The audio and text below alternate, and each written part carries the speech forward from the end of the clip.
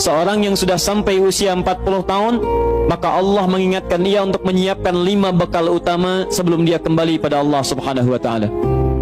Hati-hati yang sudah sampai 40 tahun, jika Anda belum memiliki satu di antara 5 ini, Anda mesti khawatir. Karena ini peringatan dari Al-Quran. Baik, 1. Qala rabbi auzi'ni an ashkura ni'mataka allati an'amta 'alayya wa 'ala walidayya. Amanat pertama, kata Allah, dia mesti memperbanyak doa kepada Allah Subhanahu wa taala agar dibimbing. Banyak doa agar dibimbing mensyukuri nikmat hidup, plus bisa meningkatkan bakti pada orang tua. 1. Rabbi auzi'ni an ashkura ni'mataka allati an'amta 'alayya wa 'ala walidayya. Perhatikan baik-baik. Ya Allah, mohon bimbing saya untuk selalu bisa mensyukuri segala nikmat yang telah Engkau berikan pada saya sekarang, 1, dan pada kedua orang tua saya. Baik, jadi kalau sudah sampai usia 40 tahun, pertama, Anda memohon doa kepada Allah untuk dibimbing terus bersyukur kepada Allah. Ini yang mau saya tegaskan. Lihat baik-baik. Apa itu syukur? Tidak ada makna lain dari syukur yang tertuang dalam Al-Quran dan hadis kecuali ungkapan kebahagiaan atas nikmat yang Allah berikan kepada kita dengan cara menggunakan nikmat itu sesuai dengan fungsi yang telah Allah tetapkan. Misal, kita akan bersyukur dengan nikmat penglihatan mata. Anda diberikan 40 tahun dalam hidup, mata masih bisa melihat. Bagaimana mensyukuri nikmat mata? Kalau Anda ingin syukuri nikmat mata, maka yang paling singkat, gunakan nikmat mata ini sesuai dengan peruntukan yang telah Allah tetapkan. Fungsi yang telah Allah tetapkan. Apa fungsi mata? Masih ingat? Melihat yang baik-baik. Quran surah ke-24 ayat 30 untuk laki-laki, ayat 31 untuk perempuan. Qul lil mu'minina yaghuddu min absarihim. Katakan pada pria-pria yang merasa punya iman. Dengan iman itu dia yakin dengan akhirat. Wabil akhirati hum yuqinun. Karena yakin dengan akhirat dia sadar akan pulang dan dia tahu nikmat matanya akan ditanya oleh Allah Subhanahu wa taala. Katakan pada pria-pria yang yakin bahwa matanya akan ditanya oleh Allah. Quran surah ke-17 ayat 36. Innas sam'a wal basara wal fuada kullu ulaika kana anhu mas'ula. Setiap pendengaran Anda, penglihatan Anda, plus apa yang Anda fikirkan, satu saat akan ditanya, dipertanggungjawabkan di hadapan Allah Subhanahu wa taala. Karena itu kata Allah, katakan pada orang-orang yang yakin dengan itu semua, ghuddu min absarihim, matanya hanya boleh melihat yang baik-baik saja. Yang tidak baik, palingkan. Ibu juga sama, ayat 31-nya. Wa kullil mu'minati yaghdudna min absarihinna. Katakan pada perempuan yang merasa yakin dengan Allah, yakin akan pulang, yakin akan ditanya, matanya hanya boleh melihat yang baik-baik saja menurut Allah. Yang tidak baik, palingkan. Di ghaddul basar itu bukan nggak boleh lihat, Pak. Ghaddul basar itu silahkan lihat, tapi ketika yang dilihat tidak baik menurut Allah, maka palingkan dari itu semua. Ini tidak tepat, teman-teman sekalian. Anda hanya mengucapkan alhamdulillah ya, sampai sekarang penglihatan masih baik. Belum cukup.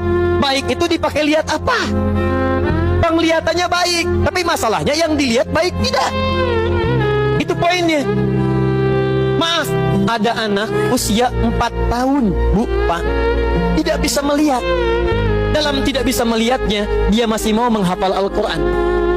Namanya Mu'af. Tinggalnya di Asyut, adanya di Kaira, negaranya Mesir. Matanya nggak bisa lihat, tapi dia sampaikan pada bapaknya, Pak, saya ingin menghafal Quran. Saya ingin menghafal Quran. Kata bapaknya, kamu yakin? Saya yakin. Baik, keluarga sederhana, punya cuman motor yang sangat luar biasa tidak bagusnya.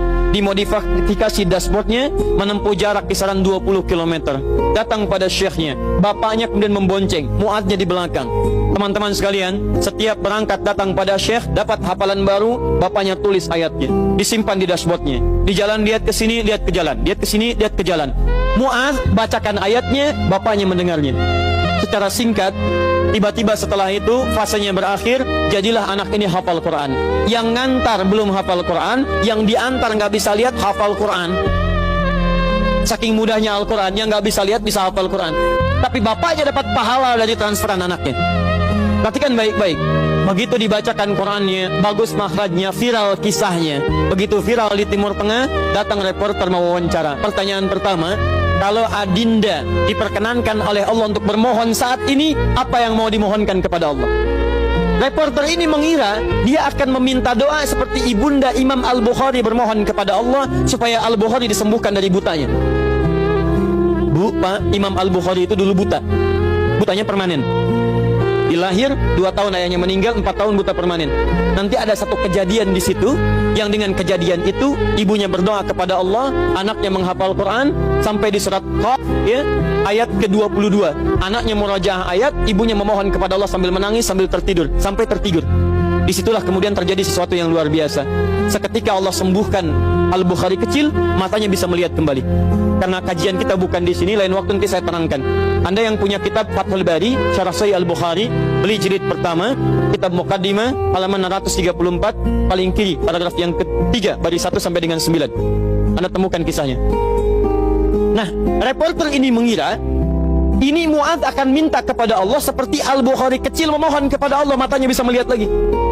Ternyata lihat baik-baik. Kalau saya diperkenankan bermohon kepada Allah dan permohonan saya dikabulkan, maka pertama saya akan mohon kepada Allah untuk tetap membutakan mata saya sampai dengan kiamat.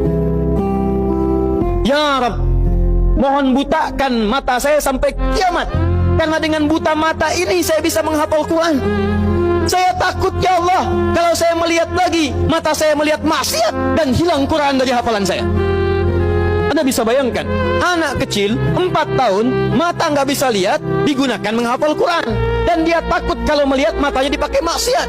Antum dikasih 40 tahun, 40 tahun, lebih daripada 4 tahun, lebih dari 14 tahun, Anda sampai 40 tahun, dipakai mata, dipakai apa mata Anda sampai dengan hari ini?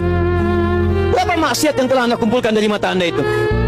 Mungkin wajar, jangankan hafal, baca masih sulit, lihat mushaf masih enggan, membaca masih susah. Kalau Anda sulit berhadapan dengan Al-Quran dalam pandangan Anda, tanyakan pada diri Anda, dipakai maksiat apa mata ini selama ini?